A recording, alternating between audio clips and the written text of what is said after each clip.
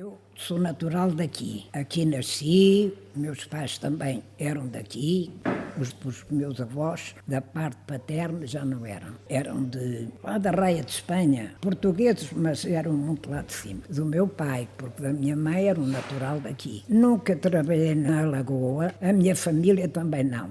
Mas a terra era pequena e todos sabíamos tudo. Portanto, eu tenho conhecimento que a lagoa dava tudo. Dava peixe em abundância, tainha, robalo, linguado. Esses peixes não muito grandes, a lagoa, enguias, eirós, tudo. Marisco, ameijoa, berbigão, mexilhão, dava polvos. Quer dizer, a maior parte da população, uma grande parte, não digo a maior parte, vivia da lagoa. E era realmente um sustento para a comunidade aqui, porque o resto trabalhavam no campo. E havia depois os outros que apanhavam as algas, dessas algas depois eram transportadas para a povoação, para as propriedades de cada um, e era isso que era o alimento das terras, que era o adubo das propriedades, porque não havia tantos químicos como há agora, não é? Portanto, a lagoa era uma fonte de riqueza para a grande parte, e não só da Foz, como também na da Douro, Arelho e essas terras limítrofes. Eu tinha um primo que fazia isso. As bateiras eram compridas, não eram assim os barquinhos pequenos, eram barcos fortes e eles tinham umas varas muito grandes, assim com um bico redondo, e eles metiam aquilo e a alga vinha, porque a alga era grande. Como é que esse pau se chamava, lembra-se? Não era a fisga, porque a fisga era do peixe, era o oncinho, acho que era o oncinho. E esses viviam disso, já não viviam do peixe. Depois, numa outra parte, já mais elevada, vinham aqui às caçadas, aos patos, vinha o rei Dom Carlos, era combinado essas caçadas. E então isso já era muito importante, não era? E depois, como isto era pequeno e isso era uma grande novidade, ia tudo ver. Isso já é outra parte melhor. Bom, agora quanto mais à lagoa, pouco mais sei. O meu pai era proprietário. Diziam que eu era rica, mas eu não era rica. Rica era o Grandela e eram essas pessoas. Vivíamos um bocadinho acima do nível da pobreza. Éramos classe média. E depois eu também não andava no campo, a minha mãe também não andava no campo. Mandaram-me aprender a costura, mandaram-me aprender a bordar. E nas Caldas, eu não andei assim na costureira a aprender a chorear. Estive aí um tempo, estive em casa de umas pessoas que eram amigas dos meus pais, porque também não havia caminhonetes, havia os transportes, era a charrete, era o burro. Meu pai tinha charrete, outros tinham carroça e outros tinham burro. E eu tive que ficar nas Caldas desde um tempo. E depois, aí com meus 16 anos, fiz o meu primeiro vestidinho. Eu e uma amiga minha, que se chamava Feliciana, que morreu aqui. E trabalhei assim um tempito de costura. Mas eu também não gostava muito daquilo. Era muito parado. Já disse que o seu pai era proprietário. Era proprietário do quê? De terras, aqui na Foz, tinha várias. E tínhamos casa que alugávamos no verão. O que é que havia nos terrenos do seu pai? Tudo um pouco. Havia trigo, havia milho, havia cevada, havia horta, que para se fazer o cozido não se ia comprar. Ia-se à horta, trazia-se o cesto cheio e pronto, matava-se os porcos durante o inverno, matávamos um mais pequeno logo assim no fim de outubro e depois matava-se o outro grande já depois do Natal, porque também não se ia ao talho. Tínhamos as galinhas, tínhamos os coelhos, isso havia sempre com fartura. Mas não se ia ao talho porque só houve talho uns anos depois. Mas depois passou a haver muito peixe.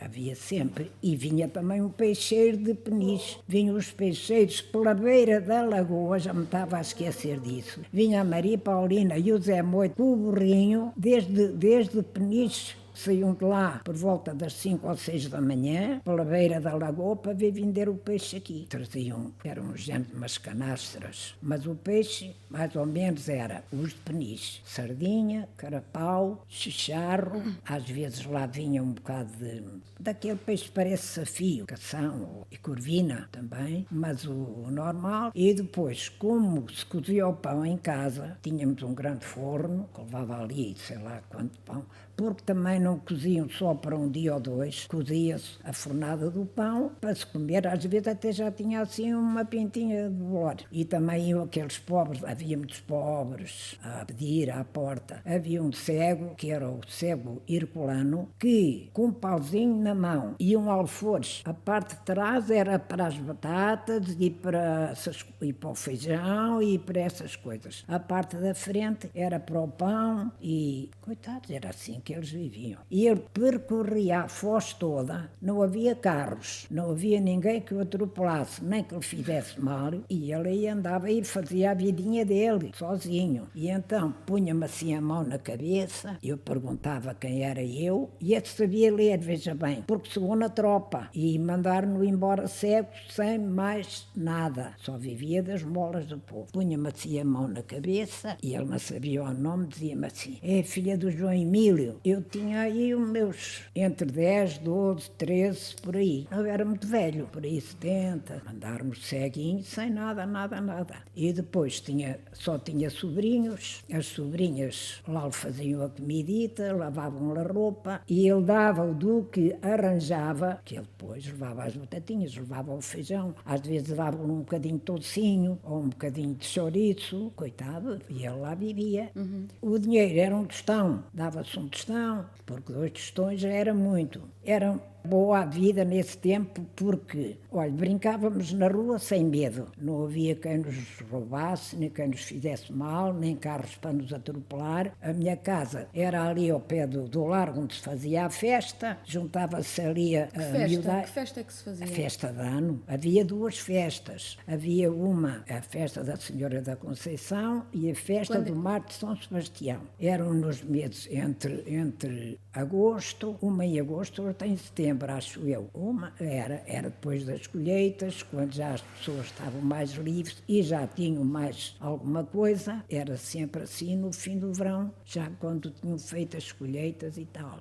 E eram 2 dias de festa, mas não era como é agora, cá aquelas barraquinhas como deve ser, aquelas tendinhas, faziam umas barracas de folhas de árvores e de canas, e vendiam, e o que é que havia? Havia os pirulitos, havia o vinho, os termoços, as bebidas, tudo assim em fila, e vinham as cavaqueiras de uma terrinha aqui próximo das Caldas, que ainda hoje essa gente vive disso. Vinham as cavaqueiras e era o que havia, e de vez em quando vinham os palhaços e punham uma espécie de um pano no chão, coitadinhos, porque aquilo era terra, era tudo terra, não é também como é agora. E então eles punham um pano no chão, faziam ali os seus trabalhitos, coitados, pouco mais de nada. Quando chegava a hora de pedir, vinha um com o bonézito, a maior parte iam embora. Havia muita miséria, eu digo, havia muita miséria. Esse tempo só era bom por a calma em que se vivia e o sossego, porque de resto havia muita miséria. Havia muitas crianças que iam para a escola sem levar lanche, porque nós tínhamos aulas de manhã e tarde, e havia a hora do almoço. Sabe o que é que eles comiam? Eram os bocadinhos que os outros deixavam. Descalços, a carteira era um bocado de pano com um cordão pendurado a carteira não, a bolsa, pendurado ao ombro. Havia muita miséria, que hoje felizmente não há. Porque hoje, se não tem é onde ir buscar. E naquele tempo era só pedir pelas portas. Eu não tenho saudades desse tempo e tive uma vida, eu não posso dizer que não tive uma vida boa, porque tive. Era uma casa farta, diziam que éramos ricos, mas não éramos ricos. Tínhamos tudo em abundância. Agora rico era o Grandela e eram outras pessoas, eram os da Quinta. Eu tenho a instrução primária, eu andei na escola até aos meus 11 anos. cá na Foz, porque já havia a escola atual que há, que essa escola foi mandada construir e oferecida pelo Grandela, pois que era meu padrinho. Ele é que pôs-me o nome de Gabriela. O meu pai queria que eu fosse Emília e eu disse que se eu fosse Emília não era meu padrinho, porque ele era amigo do meu avô ainda antes de ser tão rico, ainda quando era o Grandela, mais equiparado ao meu avô. E foram sempre uns amigos grandes. E como ele era o dono do palácio, que é hoje o Inatel, porque aquilo era um palácio, mas um palácio mesmo. Eu lembro-me bem, aquilo como é que se chama? Toda a fachada. Primeiro tinha à volta, não era muro, era, e que isso também tem um nome, mas eu não me lembro agora, ameias, não é? Era tudo à volta. E depois havia um sítio lá em cima, onde tinha as outras coisas, que também são ameias, tinha os braquitos cá para a estrada, que eu lembro de estar aí a brincar com a Deise, que era a neta dele, que ela só tinha mais 2 anos que eu. E a maior parte do tempo estavam cá. Tinha professoras em casa, tinha a Mademoiselle, havia a tia Petra. Para mim, eles também eram família, está a perceber? Porque a dona Conchita era nora do velho Grandela, dono do palácio, porque o palácio é uma coisa, e a casa cá de cima era do filho, para quando ele queria estar mais independente, tinha a casa dele. E depois havia cozinheira, criada de quartos, criada de mesa, um homem que ia às Caldas fazer as compras, tinha uma carroça que ia todos os dias fazer as compras. Aquilo era como se fosse uma casa de reis. E depois vinha lá essa gente grande de Lisboa, o Afonso Costa, e essa trupe dessa altura, que não me lembro os nomes deles, mas do Afonso Costa lembro. Havia essas grandes reuniões que se falava que eles mandavam queimar igrejas, porque eram maçónicos e que não gostavam das igrejas. Mas o palácio tinha capela. Como é que isso era feito? Ele foi meu padrinho na igreja e padrinho do casamento dos meus pais e padrinho dos meus irmãos na igreja, porque a minha família é católica desde sempre. E depois vinham então, havia da parte de trás do palácio, era mata, e havia ali veados, havia coelhos, havia essa bicharada assim. E mandavam-me vir, não sei se era de Marrocos, se era lá desses lados, uns homens que chamavam os falcoeiros, traziam os falcões para as caçadas. Quando vinha o Afonso Costa e essa gente desse tempo lá com ele. Vinham então fazer a caçada ao veado, caçada ao coelho, e isso era para aí umas festas que eu sei. Havia veado? Havia, eu ainda me lembro dos veados. O interior do palácio que eu me lembro mais é de um salão, onde é hoje o salão ainda, onde é hoje o salão maior que tem o Inatel. Ao fundo havia um órgão, desses órgãos, como há muito poucos em Portugal. Sim, ao fundo do salão havia, mas aquilo era uma coisa que tomava quase uma parede. E quem é que tocava o órgão? Olha, isso não me lembro. Vinha uma pessoa de propósito para tocar ou era alguém que vivia lá em casa? Eu nem me lembro disso tocar, não me Não lembro. lembra de tocar? Não. Nem nas festas? Não, lembro-me disso, que era lindo. E havia um guerreiro em tamanho natural, todo vestido de ferro, que eu tinha um medo daquilo que tremia. Estava no salão, quadros lindos, porque só em quadros havia uma fortuna. Foi a última coisa que levaram do que é hoje o Inatel, foi os quadros, que já estava tudo empenhado quando o velho Grandela morreu. Já estava tudo empenhado. A partir daí, deixei de ter ligação, porque o Grandela morreu.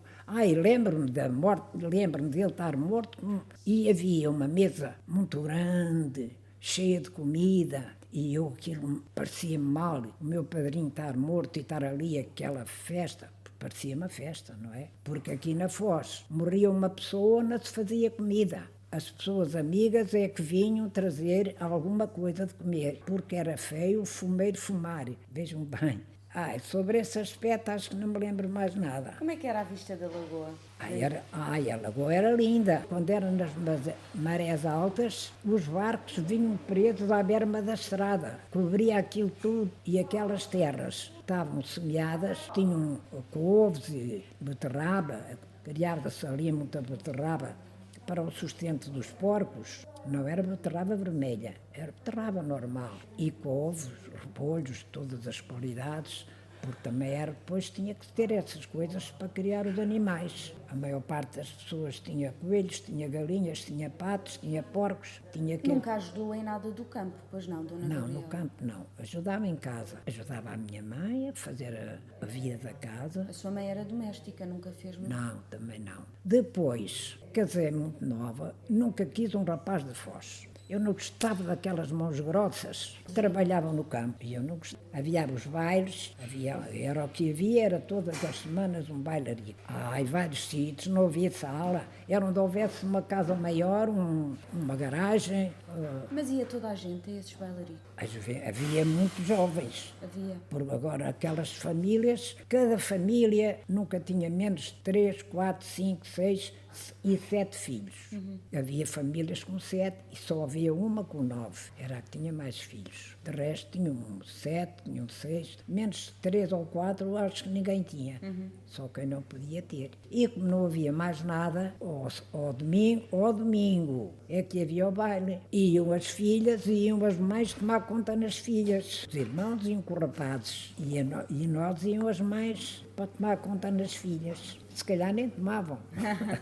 Ia tudo junto. E até vinham rapazes das Caldas ao baile aqui. Lembro-me de um, era filho de um destes que vem aqui hoje numa cadeira de rodas. Chamava-se Joaquim Alexandre. Tinha uma paixão por mim, uma paixão mesmo. Eu nunca fui muito bonita, mas era airosa, como se dizia naquele tempo, era airosa. E era viva, era assim. Bom, não sei. E o rapazinho gostava muito de mim. E naquele domingo foi-me pedir para dançar e eu fui. E diz-me assim, olha, a Adélia aceitou-me hoje namoro, mas se tu me dizes que sim, eu desisto já dela. E eu disse, olha, vai lá com ela, casa com ela, porque eu para mim não te quero. E pronto.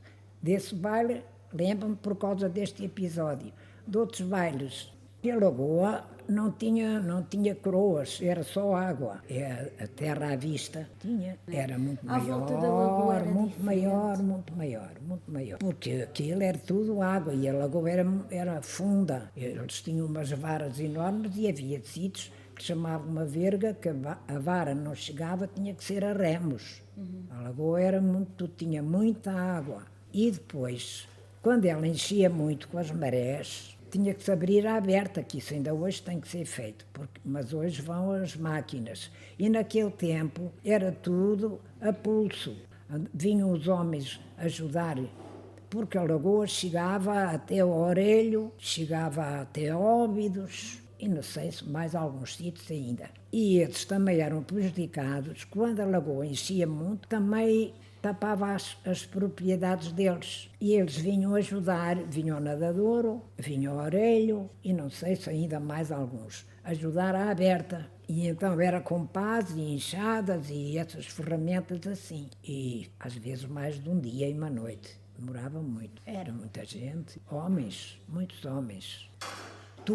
Havia um búzio muito grande, chamavam-o Apupo, tocavam o Apupo para se juntar os homens, para combinar, porque tinha que ser muito combinado por causa das marés e isso tudo. E então depois tinham que esperar a maré baixa para abrir a parte onde a água tinha que sair. Quando era depois a lagoa a despejar, formava ondas da altura de uma casa de primeiro andar ou mais.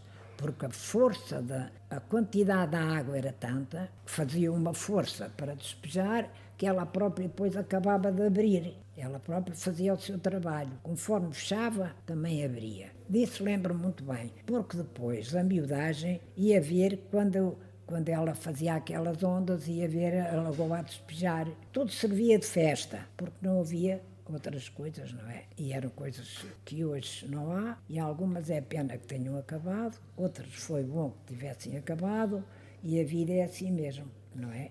À volta era. A lagoa tapava aquilo tudo, até tapava terras de semeadura e tudo. Quando viam que ela estava a encher muito, iam tirar as couves e os repolhos e as beterrabas, tudo muito à pressa, e traziam e faziam umas peceleiras para aquilo ser aguentado, depois estragava-se também, não é? Cheguei a ir ao Gronho, porque aquela parte agora é toda habitada, ali não havia nada. Havia os lapinheiros, pareciam uns bichos que até tinham medo de deitar o nariz fora da porta, e esses lapinheiros é que eram rendeiros lá da quinta. A quinta pertencia a dois, era o Sr. Costa e era o Figueiro Arrego. Olha, então me lembro desses nomes, que eram os donos da quinta. E fazia-se lá uma festa muito grande, que vinham um género de uns reis magos, ou não sei o que era, que vinham de Peniche, e fazia-se uma festa grande lá numa eira que havia na quinta. E uma vez os meus avós foram lá e levaram-me, e eu gostei muito daquilo. E havia também quem fosse de barco, atravessavam de barco para o lado de lá. E havia camarinhas, e nós, a garotada, quando a lagoa estava fechada, íamos até lá às camarinhas. Aquilo agora está tudo habitado. Eram umas bolinhas brancas, pareciam umas bolinhas dos escolares, e aquilo era bom, a gente comia aquilo. Sabia a camarinhas.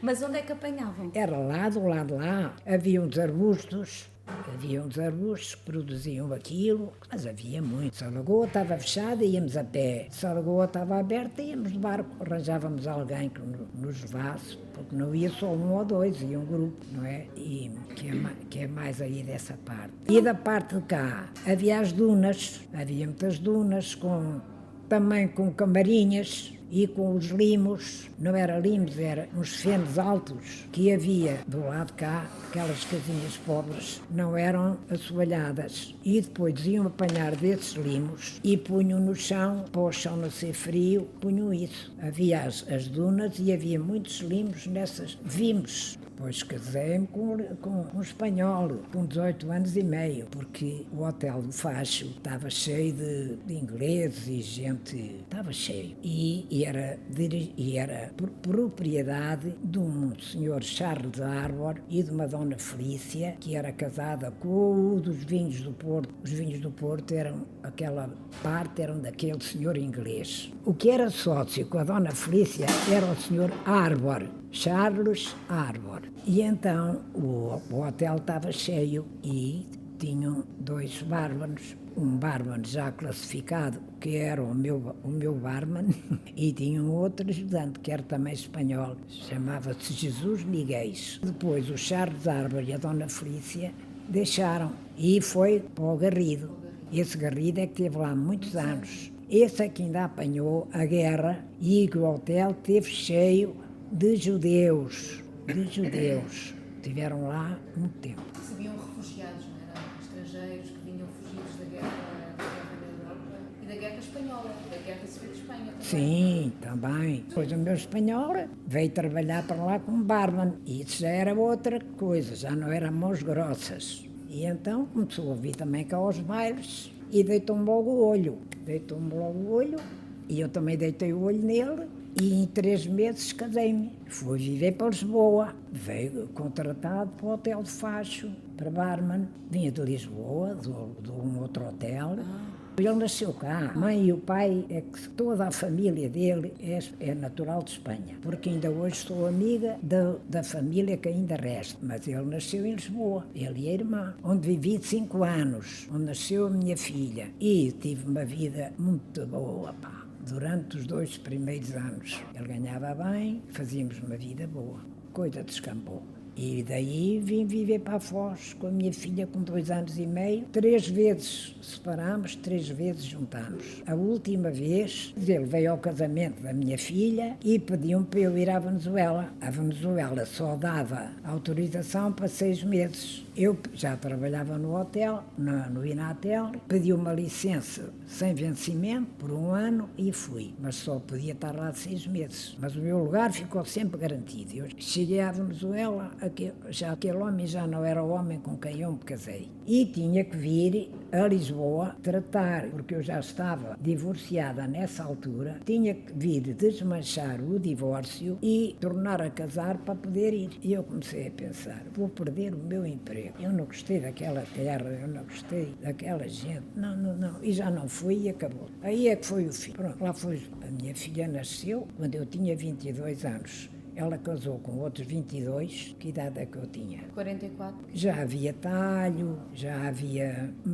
uma merceariazinha mais decente. Não, já havia já muitas coisas mudadas. A escola também já havia 2 professoras, já tudo está. Sua filha andou aqui na escola? Andou. E depois, nessa altura, ainda foram os professores que estiveram aqui 25 anos, marido e mulher. Ele tinha a escola de rapazes e ela tinha a escola de raparigas. E como a minha casa tinha um muro a separar a escola baixinho, eu pegava na minha filha e a professora tinha um filho mais novo, era da idade dela, pegava nela e punha lá da parte de dentro com 5 anos. Ela praticamente com 5 anos foi para a escola. Não foi oficializada, mas foi. O que é que acha disto de se fazer um centro de interpretação da Lagoa de Óbidos? Acha que é importante? Acha que é importante continuar a cuidar dela, mesmo com as mudanças todas que têm acontecido ao longo do tempo? O que é que Porque a Lagoa agora praticamente tem outra utilidade. É o desporto, deixar fechar a Lagoa, que horror. Não, a Lagoa... Porquê? Que horror, porquê? Mesmo que seja Porque uma coisa a natural. Lagoa na Foz é sempre importante, seja qual for o destino que lhe deem, é sempre importante. Agora, é importante porque antigamente não havia praia na Lagoa, só havia a praia do mar. Só passou a haver praia da Lagoa quando depois o Vinatel foi transformado em centro de férias e vinham não eram bem pequenitos, eram jovenzinhos, vinham alguns 200 ou o que era, fazer férias para aqui. E então aí é que já começou a haver uma prainha, que era chamada a Praia do Vinatel, e daí para a frente começou a haver a Praia da Lagoa, porque não havia Praia da Lagoa, só havia a Praia do Mar. Foi aí que eu comecei. E eu já não, ainda apanhei as crianças, mas isso já era outro grupo, já eram mais crescidos. Aquilo tinha sido para crianças e jovens. Depois começou a ser para adultos. E eu já fui para adultos. Depois aquilo foi tudo remodelado, cada quarto tinha um beliche duplo. Aquilo chegou a ter ali 500 pessoas. Porque Foz depois despejou-se. Foi tudo para o Canadá, para a América, para a Suíça. Foi quando foi daquela crise grande. Chamaram crise a esta que houve agora. Isto não foi nada, crise foi essa. Até chegaram a comer saramagos. É uma planta que há na terra, mas aqui é amarga. É parecido com o nabo, Comia esse com saramago. folha de nabo, mas mais baixinha. Nem se comia nem se E come. ainda há esse saramago? Chamam-lhe a diáspora. Foi quando saiu tudo.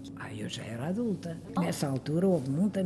Comia-se por senhas. Não tinha a minha filha ainda, não. Meu pai ainda era presidente da junta nessa altura. Olha, foi tanta coisa. Foi presidente da junta, foi cabo de ordens, foi lá o quê. Toda a vida trabalhou para o povo. Presidente da junta daqui, da Foz? João Emílio da Silva. O meu pai já estava na cama, ficou morto da cintura para baixo, mas ficou sempre bom da cabeça. Ainda iam os outros homens que entravam para a junta ou que tinham cargos assim, ao pé dele, fazer perguntas que ele, para ele explicava tudo. O meu pai aprendeu a ler com 19 anos, foi quando o Grandela deu a escola, porque a primeira professora que houve cá na Foz foi o Grandela. Construiu a escola e ofereceu e mandou vir a professora. E os homens todos daquela altura foram todos aprender a ler. O meu pai já tinha 19 anos, porque até aí não havia escola, não havia professora, não havia nada. A minha mãe fez exame mesmo. Na minha família, só quem não sabia ler era a minha avó materna. Há aí várias coisas que ainda foi... Olha, havia aquela bomba que ainda existe no Largo da Festa, ali em frente há lá aquela bomba que nunca tiraram, não é? Não. A Fonte dos Namorados ainda foi anterior a ele. E aí foi aberto, porque não havia água canalizada, tinham que ir à fonte, enfim, quem tinha poço em casa, lá se governava. Era o meu caso, tínhamos um poço, tínhamos um tanque com esta parte maior, aquela mais pequena para lavar, mas tínhamos de tirar a água a balde, não havia nada de máquinas. E essa bomba depois foi feito um canalzinho por baixo até ao muro da quinta, não há ali uma espécie de um assento, isso era o bebedouro dos animais. À noite, isto também é importante, vinham os homens do trabalho, vinham ali dar água a tudo o que era animal, era burro, era cavalo, era vacas, era bois, vinham beber. E traziam um cântaro de barro e iam encher à bomba, enquanto os animais bebiam, levavam o cântaro aqui ao ombro, cheio, e os animais já bebidinhos de água. Portanto, isso foi uma obra muito importante, porque foi bom para as pessoas e para os animais. Durou muitos anos, até depois vir a água canalizada. Eu sei que para tomarmos banho lá no primeiro andar, havia uma banheira feita de uma coisa que parecia pedra. Não era mármore, era assim, uma coisa assim. Mas foi feita lá e havia um chuveiro e tomávamos banho. E acho que ainda não era água canalizada. Quando eu me casei já havia água canalizada. Pelo menos nós já tínhamos eletricidade. Havia eletricidade e televisão e telefonia e isso tudo. Ainda eu era solteira. Portanto, quando eu tinha aí meus entre 15 e 18, quando eu me casei já havia eletricidade. Já tínhamos telefonia, portanto já tinha que haver visão, ainda não tínhamos. Televisão só havia então depois esse tal casal de professores que teve cá há 25 anos, que era a dona Delfina e o Moreira, que depois foram para as Caldas e ele ainda ensinou muitos adultos que não sabiam ler, ele ainda ensinou, ainda é do tempo do Moreira.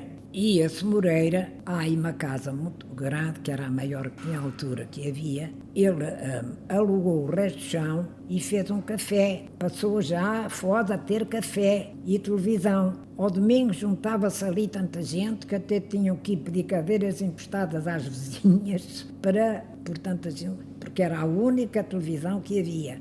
Depois foi então a nossa e entretanto começou a haver. Isso ainda houve cedo. A maior parte não voltou.